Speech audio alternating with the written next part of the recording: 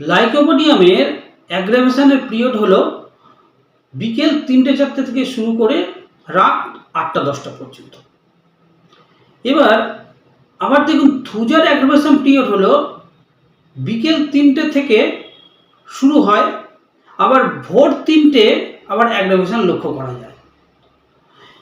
পেটের কোনো সমস্যায় অনেক পেশেন্ট, ম্যাক্সিমাম পেশেন্ট এসে বলেন যে তাদের বিকালে পেটের সমস্যা বাড়ছে, সেটা হাইপার অ্যাসিডিটি হোক, অ্যাসিডিটি হোক, ফ্ল্যাটুলেন্স বা ইনডাইজেশন, এরকম পেটের গণ্ডগোল বা পেট ব্যথা হোক, গ্যাস্ট্রাইটিস কোনো সিমটম হোক, বিকালবেলা তাদের বাড়ে এবং এই সিমটমটা লাইকোপোডিয়ামের সিমটমটা 8টা-10টা পর্যন্ত রান করে।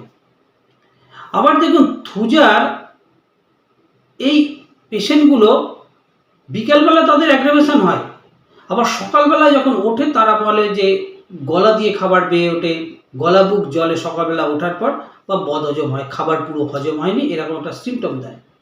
যদি কোনো পেশেন্ট এই রকম সিমটম বহু বছর ধরে তাদের এই পেটের গণ্ডগোলটা রান করছে, এইরকম সিমটম দিচ্ছে, তবে কিন্তু লাইকোপোডিয়ামের পরিবর্তে আমরা থুজার কথা চিন্তা করতে পারি, থুজা অক্সিডেন্টালিসের কথা আমরা চিন্তা করতে পারি। থুজা যেহেতু ক্রনিক একটা মেডিসিন, সেহেতু এটা কিন্তু একটা ক্রনিক প্রবলেম যদি হয়ে থাকে বছরের পর বছর, তবে থুজা কিন্তু খুব ভালোভাবে কাজ করে। দর্শক বন্ধু সবাই ভালো থাকবেন, ধন্যবাদ।